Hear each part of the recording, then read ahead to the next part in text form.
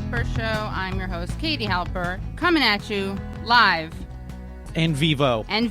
Live dressed girl with some dressed dudes that go by the name of Gabe Pacheco. Hey, what's up? That's me, Gabe Pacheco. I'm fully dressed here in the studio at WBAI. 99.5 FM and Reggie Johnson. Hello. Hello, and we are here every Wednesday at 6. If it's 6-ish on a Wednesday, oh, it's yeah. the Katie Halper Show. You'll find us here Wednesdays. Odin's Day. Odin's Day? That's right. That's what where Wednesday comes from. Really? What is that? It's Norse. Odin. No. And then you take the Odin, but you put a W in front of it, and then it becomes Woden, and then you take that, and it becomes Wednesday. Like Gabe is turning into some kind of Nordic Nomi monster. Right in front of our eyes. You know, that's the word for the day. That is the word for the day. You're Hump welcome. Day. Here we are. Here we are on Hump Day. We are so excited. We are going to speak to National Latino Press Secretary for the Bernie Sanders campaign, Erika Andiola. We are so excited to talk to her, who fought for her family to stay here in the United States. And after, we have Janice Markham and Mel England in the studio to talk about their film, Ron and Laura Take Back America. You're definitely going to want to hear about this. And if you're one of those people who listen to the Katie Halper Show, who wants to take this country back, make this country great again, you're going to be really into Ron and Laura Take Back America. And, we're so excited. We love Ted Cruz. He wants to ban the Muslims. What does he want to do in their neighborhoods? He wants more video cameras. Video cameras. In fact, I think that's what happened when he was speaking in one of the debates, and he had either a booger or some kind of skin tag come out of his mouth and onto his tongue. Like a cheese curd. A cheese curd, that chunk of whatever on his tongue was actually, I think it's a secret weapon. Mm-hmm. No? He's trying to repulse and disgust. Oh, yeah, repulse and disgust. I meant it was an actual physical weapon that you just lob at someone and it knocks them out. Like those lizards that squirt blood out of their eyes? Oh, my God, he is a lizard, yeah. Yeah, he's a reptilian. And he was great at APAC. Let's give it up for him at APAC, or as you'd like to call it, Quack Quack. Oh, Affleck, right? Okay, totally. That's what I thought the first time I heard it. I was like, Affleck, what? What's going on? Hillary Clinton was great at APAC. What's great is that their speeches are basically indistinguishable, and we love that. We love when Republicans and Democrats have the same exact line about Israel. We want equal hawkness, equal time hawkness, and that's what it looks like. Yeah, hey, you're a bird of prey over here. I'm a bird of prey over there. We love the hawks. Two hawks of a feather fly together. Yes. And pray to the same Christian God. Judeo-Christian God. Well, they both pray. Hillary and Ted Cruz both pray to the Christian, to the Christian Lord. Right, Jesus Christ, our the Savior. Overlord, Jesus Christ. The Overlord. And they're going to the tribe, the chosen people. The original. And they're OG, saying, look, Jesus we believe in completely different things, but we support you with AK-47s. Exactly. That's their minimal arming. Like on a good day, we'll give you an AK-47. Another day, white phosphorus. Ooh, right? White phosphorus. Right, why not? But sounds like a great ingredient in toothpaste. You know, like white phosphorus. If you want to kill yourself. Mm. You know what? We always open with an APAC spiel. So why is tonight different from every other night? Did Bernie go to APAC? Was he there? No, he did not. Interesting. Major props to Interesting. Bernie. We're going to give him some props. We are feeling the burn a little bit. We're not going to lie. And so I've been kind of obsessed with the story of Erika Andiola, who is the organizer and the press secretary, the National Latino Press Secretary for presidential candidate Bernie Sanders. No big deal. Erika, are you here? Hi, Katie. Yes, Hi. I am, and I am so happy to be here with you guys. Yeah, thank you so much for coming on. You have such an inspiring story, and I love following you on Twitter and seeing what you're doing, especially when I see some, let's just say, less than truthful allegations that sometimes emerge on Twitter. And then I go to find the truth. And just so you know, you're here with my co-host, Gabriel Pacheco. Hello, Erika. Hi, Gabe. Nice to meet you. Definitely. And Reggie Johnson. Hey there. Hey, Reggie. Engineer.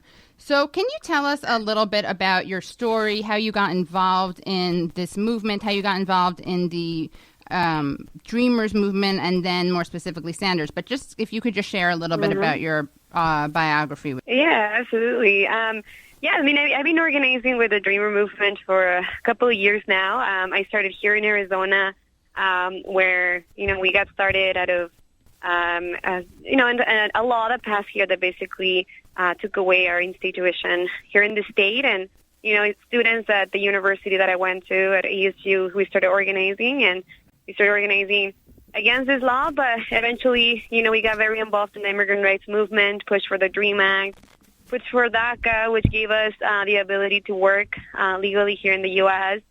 And, we have continued to work against deportations and the separation of our families for, since then. So most of my background has been in the immigrant rights movement, but I've been very, very closely working with the Latino community all across the country, making sure that, that we do as much as we can to continue to build our political power and make the change that we need for our communities. Could you share with listeners a little bit about your own experience with deportation and the immigration process in the United States? Yeah, absolutely. Well, I'm also a dreamer, right? Undocumented, documented. There's many names that they call it, but I came here when I was 11 years old with my mom, who was running from domestic violence in Mexico, and my 4 siblings, and we all ended up here in Arizona. It's a pretty tough place sometimes when it comes to being an immigrant or a person of color here. And my own mother was a victim of a raid by Sheriff Arpaio in 2008. And then again, a couple of years later, she was stopped by the police here in Arizona with basically racial profiles by the police, and ended up, in their list that they turned into ICE. And, my house ended up being raided the same day, basically, that I got my first job with my work permit when I got DACA. So, I know firsthand how it feels to have immigration knocking on your door, taking the people that you love the most, and, not knowing where they're going to end up. Right. But, I think all the community organizing that I was doing with Arizona and across the country really helped me stop the deportation of my own mom. When they came to my house, I started getting people to call ICE, getting people to pressure the White House, Congress, and all of that pressure and thousands of calls being generated by the community, pushed them to get my mom back. And she's here, she's home, she's organizing mothers too, and, we are continuing, again, to make sure that doesn't happen to anyone else. Right, so she was actually deported? Or they were? She wasn't. She wasn't. No, okay. The bus. She was put on a bus. She was taken to a detention center for a couple of hours, and then she drove down, or they drove her down to the border to deport her. And in a matter of 12 hours, it was a very, very short campaign that we did overnight, getting people to call ICE. And before the bus reached Mexico, somebody from ICE headquarters in D.C. called the bus and made them turn around to drop her off in Phoenix again. Wow. Yeah. Now, did they drop everybody in the bus off, or just your mother?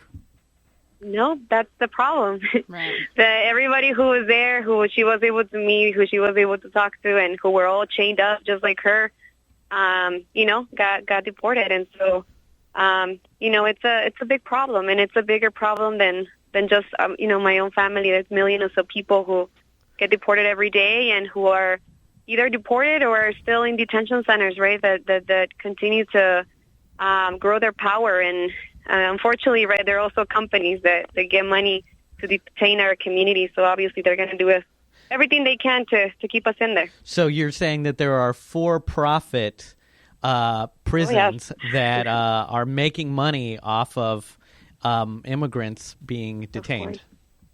Of course, and this is something that a lot of us don't know until it happens to us. But that's a reality, and we have detention centers all across the country who they are basically jail. They call themselves detention centers, but a lot of them are basically jail conditions, and it's for profit, right? So they go to the government, they get money from the government to continue to have more and more people in the detention centers, and the majority of these folks are people of color, and many of them, majority of them, immigrants. So it's a business, and it's unfortunately a business that also has a lot of influence in our political system, right? A lot of these detention centers, these companies like CCA, they have a lot of lobbyists in Congress, lobbying both political parties and making sure that, they pass laws at the local and the national level that generate more business for them, right? And the business basically means more people incarcerated and more people of color behind bars.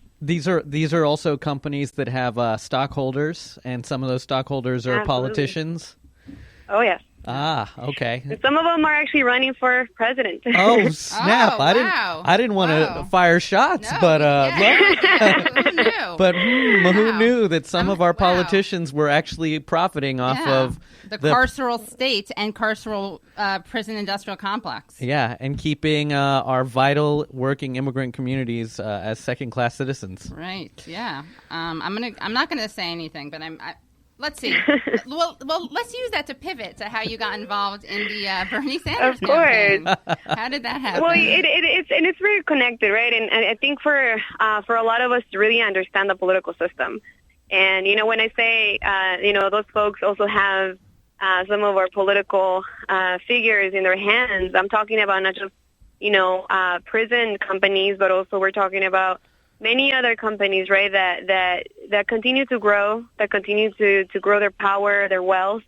Pharmaceutical companies, we have food companies. I mean, you can, we can go on and on, the banks, Wall Street, that right now do have a really, really big say so on how we pass laws, how we change legislation, and, eventually it has an impact on our own lives. And so, that for me was a really, really big eye-opening opportunity to see how we can change that. And, one of the only people that really spoke to me when he talked about this entire, political system that is, we're getting used to it and we shouldn't, right? This is amount of money and amount of influence that companies are having in our politicians. And Bernie, right, spoke to me, and all of his political revolution, right, and the meaning of that is basically making sure that we are disconnecting those two different, we shouldn't have the government be, also this people who own millions and millions of dollars. They have to be separate entities, and the people should be governing this country, not them. Now, what do you say to people, and this is such a common thing that I've heard.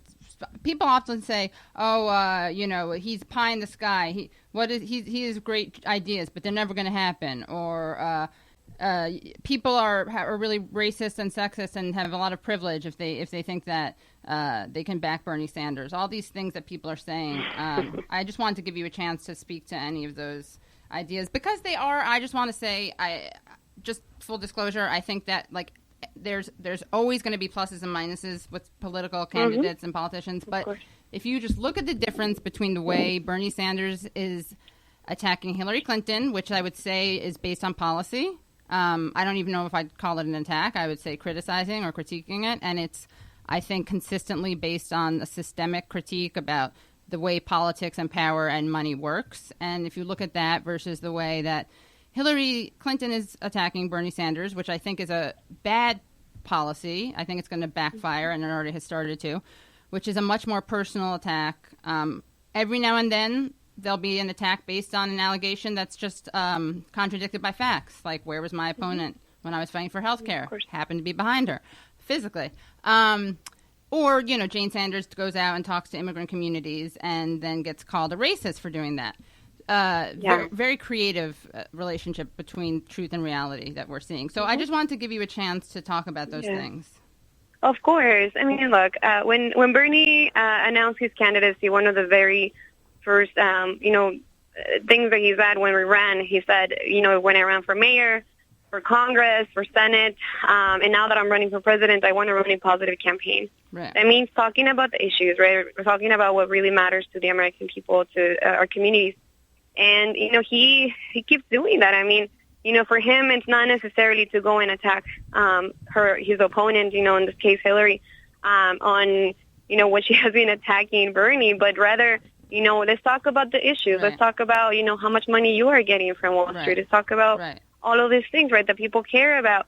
And at the same time, it's also looking at Bernie Sanders not only as a quote-unquote politician or a presidential candidate, but really looking at this more of as a movement. And I think a lot of our young people that come volunteer for us, a lot of our young people who have these conversations with us, they're not only looking at Bernie as the presidential candidate, but I think they feel part of a movement that is creating a very different narrative, right? That, you have right now Hillary basically saying a lot of the same things that Bernie is saying. Right. I don't know if you guys saw Saturday Night Live. That was the funniest way of explaining. But it's also it's Andy a way. Borowitz had a headline when he announced he was going to run, where it was like Hillary Clinton adopts 90% of Bernie Sanders' policies. But Yeah, and again, right, when Jane came here to Arizona, it was a very, very strategic way for her to understand the issue of immigration. One of the things that we always do in Arizona is take our folks around the state and for them to see for themselves the different systems of oppression that we have, and one of them is Tent City, horrible jail run by Sheriff Arpaio. And, she did the same thing, and many people come to Arizona and do with us, different activists here. And she went there. We ended up getting ambushed by Sheriff Arpaio, who used that as an opportunity to come and, basically make a point for himself. Right. But, she was there for a purpose, and the purpose was to hear from immigrant families, and that's exactly what she did after. And it was an amazing experience, and I think one of the things that she said very clearly to all those families at the end, she said, look, I don't know what's going to happen. I don't know, we're going to push as hard as we can to win. If we win or not, I now understand where you're coming from. I can feel your stories. I can hear your stories, and I'm going to take them with me with whatever role I end up playing. And what was voting like yesterday? Sorry, could you just talk to us about the voting process, the experience right now in Arizona, so our viewers understand what's happening? Man, it's been a bit of a hectic day yesterday, but what ended up happening is that our biggest county here in Arizona is Maricopa County, and we in 2012 we had way less voters turning out, and we have way more polling places that were open. This time around, for one reason or the other, I'm not going to assume, but we did have a horrible result of that. But they closed polling places, and they closed polling places specifically in low-income neighborhoods and people of color neighborhoods. Interesting. So we had, it's Arizona. That's what we deal with here in the state. But we ended up having, for every one polling place, there was 21,000 voters for one polling place. So we had lines that ran all the way to midnight, 1 in the morning, of people still trying to vote. We had lines that I knew midnight, we got reported by some of our volunteers. There were still 2,000 people lined up, and the press had already called a winner, which was even more disempowering for our folks who were still waiting in line to vote for Bernie. So, it's definitely something that it's not just about our campaign, honestly. And, Bernie has come out once and twice and many times talking about voter suppression, right, and what it means to our communities. And so for us, it's not just about our campaign. It's just really making sure that that doesn't happen anywhere else, that doesn't happen again here in Arizona. And what do you think will happen if Donald Trump gets the nomination? Oh, my goodness. I mean, besides the fact that we will all probably soil ourselves in fear and disgust. Yeah. Not to be too graphic, but well, there's lives that are at stake, right? There's people who, I can tell you for myself, I have deferred action. I have DACA. For those of you, who haven't heard of it, is really something that the president can take away if he wanted to, because the president announced it, right? It's his discretion. And so that means that the next president of the U.S. can take that program away, right? So we go back to being undocumented completely. You go back to being in the basically vulnerable to deportation. And, that's just one example. There's people, obviously, who had different struggles, different stories. And, for us, it's real lives that are going to be affected. And, we tell our people, we empower them, tell them to come out and vote. Yesterday it was a really bad experience in Arizona, and I'm hoping that those people who didn't get to vote or who were waiting for hours, instead of getting angry and not turning out, they do the opposite, right? Understand that was a horrible situation that should not happen again, and because of that, we need to fight. We need to fight back and resist, and making sure that the hate doesn't, not only in Arizona but across the country, that we don't allow hate to govern our country. That it has to be unity, it has to be love, and it has to be our community coming together and empowering each other, and hopefully create a political revolution. And are there specific ways to do that? Getting out the vote, just spreading the message. What can people do? I think it's, educating ourselves on those issues and making sure that we are following, what is going on in our political system, but also going out to vote. And for those of you who can't vote, I know there's a lot of us who don't have the power to vote, but we do have a power of our own voices and getting our own community members to, to get really excited about voting, and it takes, it doesn't take much. It'll take a day to figure out how you're gonna drop off your children, to school or take off some time from work. I mean, it's just really a little bit of time that you can take off to make sure that your voice is being heard. And, there is real consequences to us not being active in our communities. Right. So how can people maybe listening here support you in Arizona right now? Well, in Arizona, I think we're gonna have to figure out a way to make sure that this entire situation with voting gets resolved. And we already have people this morning protesting the county and making sure that that doesn't happen again. But I think we also have to go to other states, making sure that we are holding accountable our own political parties or our own local governments. And that, again, that we need to wake up and get involved. Trust me, I didn't really care much about politics. I didn't care much about getting involved until I ended up getting a letter from college telling me that I lost all my scholarships and that I had to pay out-of-state tuition. And if you could I woke up. Sorry. And if you could just say one word about the difference between Hillary Clinton and Bernie Sanders and the reason you're behind Bernie Sanders, one word or theme, what would it be? One word. I would say not for sale. Not for sale. I like it. All right, not for sale. Great. Awesome. We're so excited. We have Janice Markham and Mel England in the studio, literally sitting next to us, to talk about their film, Ron and Laura Take Back America. Hello, guys. Hi, guys. They're here because their film, Ron and Laura Take Back America, is opening this Friday, the 25th, right, in New York and L.A.? Well, it's opening in New York, but it's wrapping up in L.A. It's been showing in L.A. Oh, got it. At the MGM 5-star cinema in Glendale. Got it. With the Barca Lounger seats. Yes. Ooh. And so it's been very fancy. So we had our Hollywood premiere on March 9th, and then we had our week run in Los Angeles, and now we're coming to New York City. Wow. Next time you could tell me about the LA thing. Maybe we can fly out there. You could fly us out there if you have it in for your like budget. a red carpet. Exactly. We have a monstrous budget. In our exactly. indie film budget. Right. Yeah. Well, I think if we combine our WBAI community radio budget and your indie film budget, You'll could... be in as much debt as we are. Exactly. Yes. That's what the hope is. So we thought we'd start by... do you want to set up the film, or should we just play the trailer? Why don't you tell us about how you started working on this film? And also, again, people can come to see this on Friday, right? That's where... On Friday through Thursday. Through Thursday. It's 5 times a day. 5 times a day. CinemaVillage.com. Cinema Village. We always have Cinema Village movies here. Well, that's 'cause Tumble it's Down. cool. Yeah, It's it is very cool. cool. We had Yeah. Richard Masur here, and his movie was Wow. at Cinema Village. Yeah. But yeah, we're really psyched, and it's a hilarious movie. And we first met at Netroots Nation years ago. Like at least 10 years ago or something. Yeah. So how long have you been here? How long have you been? We want to make sure everyone talks into the mic. That's what we do here. Gotcha. How long have you been working on this film? It's been about 7 years now, and actually it started out not being the idea of doing a feature film at all. I was actually working on my interview show, really concentrating on healthcare reform. It was a big issue for me. And it was right around the time that everybody was fighting Obamacare. It was the evil of the day. And one of the many evils of Obama. Evils, exactly.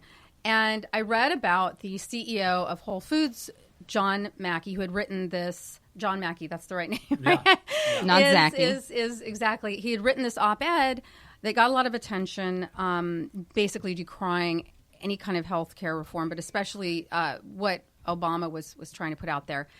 And so there were a number of those on the left that got really upset about this and said, okay, well, we're going to boycott. Forget this, And then literally on the heels of that. Fox News got a hold of it. Right. And then they showed liberals boycotting this great American and this great business that he built. So I thought, I wonder if there's a Facebook page. Of course, sure enough, there's a boycotting Facebook page where people who Everyone live hear that? Boycotting. Zillions of miles from the nearest Whole Foods, but they're going to drive there to buy an $18 rutabaga to support a great American who's against healthcare reform, even though liberals shop at. So it's sort of just it was full bizarre, of weird kind of stuff. So I called Mel and I said, let's do this 4 or 5 minute YouTube about these two people, these conservative, now new activists on the scene who are going to support this true American by shopping at the Granola health food store. Right. Back in the day when there was a YouTube thing, right? It's funny that you said that. So yeah, we were going to make a YouTube video, and then as soon as we started filming, it was like immediately it became like, oh my gosh, we love these characters, these conservatives that go to shop at Whole Foods. And then we realized, wait, we want to make a feature film. And then almost immediately it was like it became Whole Fruits. Whole Fruits. And we changed John Mackey to John Zachy in the film. And then, of course, Laura gets the names mixed up. So she sort of does a typo on the computer. You know when you Google typo, Totally, that's a bad thing. And so she Googles the celebrity reality star designer Bob Zachy, right. A la Bob Mackey. Right. So it just sort of became a load of fun of, American craziness. Americana Conservacana. It's interesting because you really embody these characters, and I feel like I could see them in a variety of different situations. I mean, the film does have them in a lot of different situations, but it also reminds me a little bit of like Sacha Baron Cohen's work. And I was wondering if you had them ever interact with people that didn't know that you were... Actually, we did. When we first started, we were like, well, maybe we're going to do this with regular people. And then we realized, no. I really wanted to. Yeah. I wanted to go to, well, they were having the boycotts. Yeah, and they were actually also the birther lady, Orly Tate. Oh, I love her. And so she's we were Ukrainian? Is that what she is? I don't know what she is, shots but fired. she's also a lawyer, by the way. She was going to be in Glendale. She was moments from us. And then we started thinking about it. We were like, no, we want to use actors because then we didn't want to get shot. And so it's actually been a great compliment because our self-preservation. Our actors were like so great that a lot of people think they're actually real people. Right. But anyway, to cut to last year, we went to Sundance because we were doing a screening at Sundance. And so, like, Ron and Laura, actually, we did interact with people at Sundance because Ron and Laura were protesting Sundance. Oh, because there's so many gays there? No, they were protesting... Robert Redford and all the liberals. He might as well be gay. Right. Yeah. Well, exactly. Anybody who's liberal is really gay. Yeah, exactly, Yeah. Anyway. We're very involved in our homophobia. We don't believe in the binary, right, of straight, gay. We believe that anyone liberal can wear that label, and we...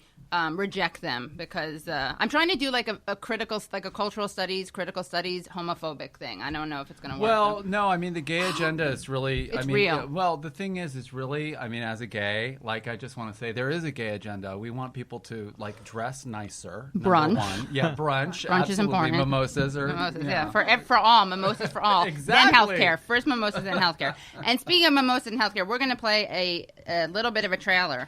No, you know what? Let's go crazy and play the entire trailer. Am I right? We're going to play the trailer from this great movie, which, again, you can see this Friday if you're in New York City, and you can then check out online eventually. And you can see it for 5 days 5 in New days, York City. yeah. Friday through Thursday, oh, 5 yeah. times It's a not day. just once, guys. Yes. Yeah. All right, let's see. And it goes a little something like this. And as usual, we like to give you some suspense. It's plugged in. Uh-oh. Do you not have it on your thing? Tall and tan. Don't sing. Don't sing. Okay. So this is where my headphones go in. So again, you guys, in case you haven't given money to WBAI, we wanted to remind you by having another technical issue because that we like to show instead of tell. But also we want to leave you in suspense because you're definitely going to want to see this film. And where can people find it? Let's say they're not in New York City. Then what do they do? Well, you can go to our website, www.ronandlauratakebackamerica.com, and we are going to be having a video on demand and DVD release this summer. And if you have any, interest in having the film show at your local arts cinema, definitely contact us. It's not out of the realm of possibilities. We're actually talking about a potential run in Santa Fe and maybe Kansas City. So we're kind of, we maybe Kansas City, here you come. Yeah, hey, there's actually they got some pretty little women there, or ladies. What's the worst? All right, let's see. I think this may be working. It'll be a miracle of the anti-gay agenda. If it works, it's playing into my headphones. Ron and Laura Grosel are taking matters into their own hands, protesting Obamacare. It all started when Laura got this email from someone at her church. Francine. And Well, no, it wasn't. Well, that was. So when they decide to make a documentary about their activism, Time to take our country back. they run into Muslim Americans, Amatula Alma, director of Serenity Meadow. undocumented Americans, She's supposed to be staying with her, Laura. African Americans, You know, my favorite thing about white people. LGBT Americans, Excuse me, sweetheart. The transgender meeting that's upstairs. These are my parents. local politicians, These homosexuals are gonna burn in hell. Yeah. celebrity reality star designers, and angry liberals.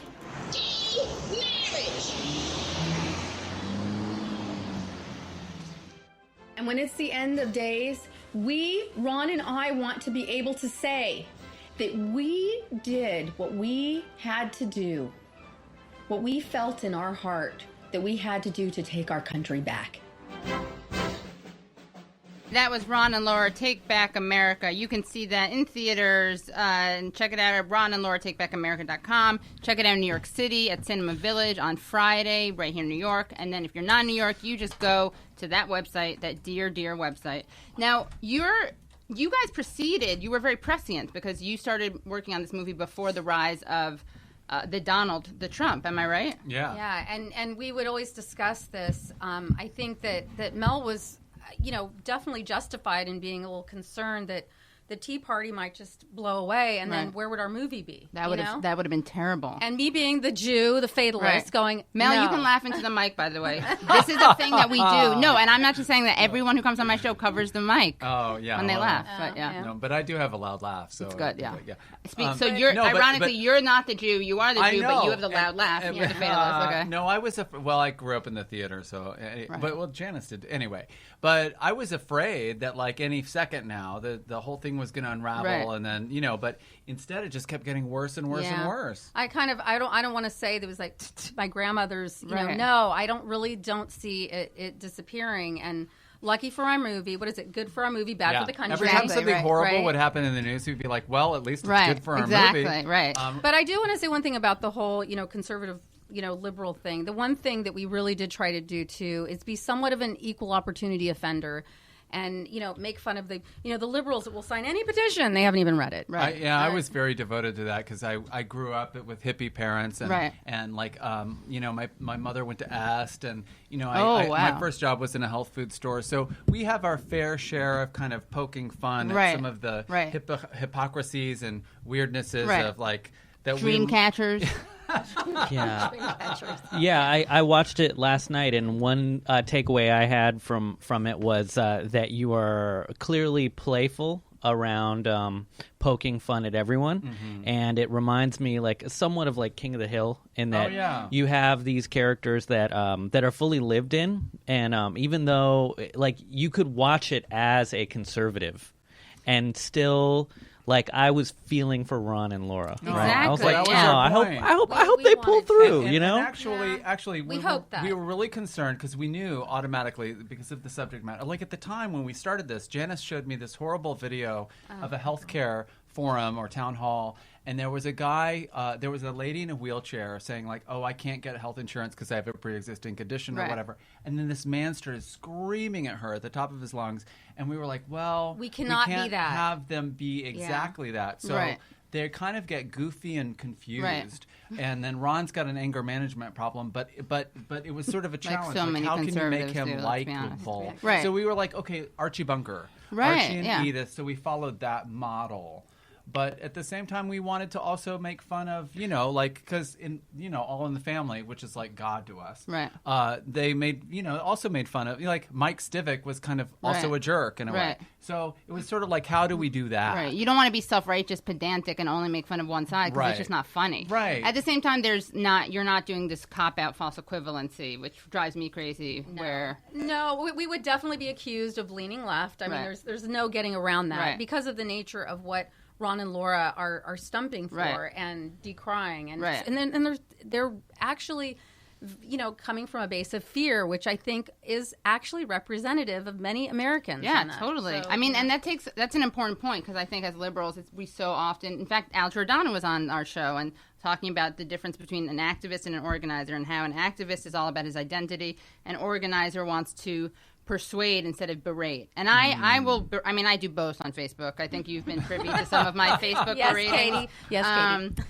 Berate me, baby. Berate me, baby. But that's only when they're lost causes, right? If they're not a lost cause, I actually do try to engage. And I think that that's a great thing about the movie. And I also like that this film has been compared to Christopher Guest films, right? We should hope so. Yeah. I mean, we should be so lucky. Right. Well, it has been by Katie Halper on the Katie Halper show on WBAI. Let me quote you on that. Yes, the blurb. Where's our publicist? Tell him. Yeah, Gabe, are you down? You want to give them the blurb? Oh yeah, I'd like to see sequels. I want the continuing adventures of Ron and Laura because I'm also a pessimist and I believe that we're going to continue to have new outbreaks. Why There's am I going to the be only optimist in this room? Well, we need you. But here's the thing. Well, it's funny because when we actually finally finished shooting the film eons later, and kudos to my husband Gideon Markham, who is the DP who hung in there with us.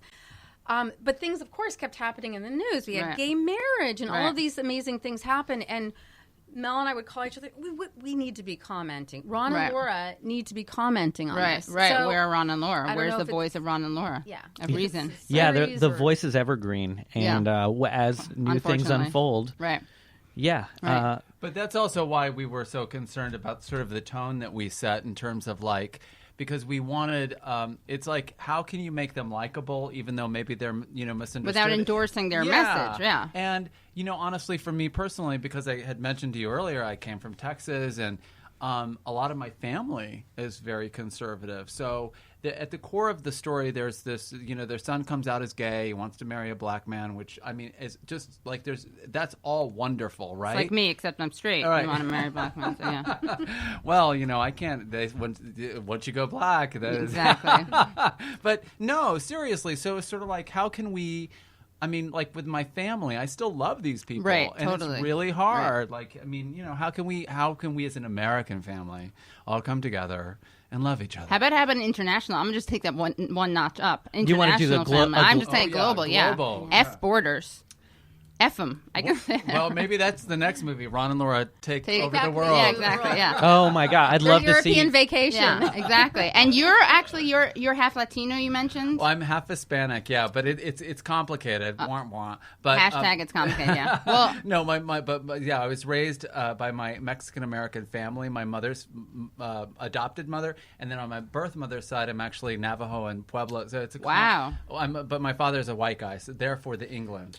But everybody thinks I'm Jewish. Right, yeah, because you're an actor. Yeah. So that, Now, you guys deal with so many different topics. I mean, primarily there's the sort of acceptance of gay family members and reconciling between a father and a son, but there's also immigration, which you guys tackle a lot. And I found all of that fascinating, that there's the healthcare worker who doesn't speak English, dealing with the mother. And what was I don't know, how did you guys come into addressing issues of and especially being Latino too? Right. And sort of me by default, as I'm a Spanish speaker, my kids are bilingual, and I'm actually they're in a Spanish immersion program, and so that's a large part of our social life. And my nonprofit has a camp called Caja de Arte. And it is an arts camp that's all taught in Spanish. Box of art. And very, very good. I also date Latin men in addition to black men. But I think beyond that, and of course, Mel's background, but I think beyond that, the whole hypocrisy of the right railing against undocumented individuals, yet, hiring quote, the illegals, and this sort of hypocrisy, we really felt like we had to have that be a part of the story. I mean, that was literally, where I'm from. It's like Texas went through this boom in the 80s, right? And so suddenly there were all these new malls and new freeways and new houses, and it was all built basically by undocumented workers. So they have no problem profiting off the people, Right. but then it's like, no, but don't give them rights. Plus, I always think it's so fascinating because they actually, a lot of undocumented workers will pay into Social Security and not get anything out. Right. And that kind of contradicts the myth of that they don't pay taxes. That the parasite, which they're actually not. If anything, we're parasiting, we're leeching off of them. No, that's exactly it. Yeah. But the thing so for me personally, and I know Jana shared this concern, we were very concerned about not only having that character in the movie, but also, representing it in a funny way. So there was a concern about, are we dealing with a stereotype here? Is this a negative stereotype? And then yet at the same time we're like, but there's a truth to this, and so it gets complicated. And even with the actor, talking to Golly, who played the character of Consuela so wonderfully, on one hand complaining, oh my gosh, okay, yet another audition for the maid, the caretaker. I said, well, but this is different, right? Right. Well, and you know what? We wanted to offer your viewers, maybe you can figure this out, but I'll just say it live, a couple of tickets. Oh, yeah, let's do it. Yeah. How do we do that? It's not set up yet, but they can go to our Facebook page, Katie Halper. Just go to Facebook and look for Katie Halper Show and message us. And we will put you in touch about making a donation and then get you the tickets. Yeah, you'll get some sweet, sweet tickets to this great movie that you need to see because it's like a Christopher Guest movie. And I know you guys are all itching for the next Christopher Guest movie. Well, you might have to accept this substitute which is even better. It's even better, and it's sweet. Yeah, it's equal. Sweet. Like equal, yes, yeah. Like equal. Well, thank you so much, Janice and Mel, and we will be in touch and spreading the news about your film, just like we spread the news about the gay agenda, which is all about mimosas. All right, and I like real. White men too. I want everyone to know I did all men. I did all men. Someone was upset on my website. They were like, "That's racist." They thought I didn't date Jews just because I statistically don't as much. But anyway, so again.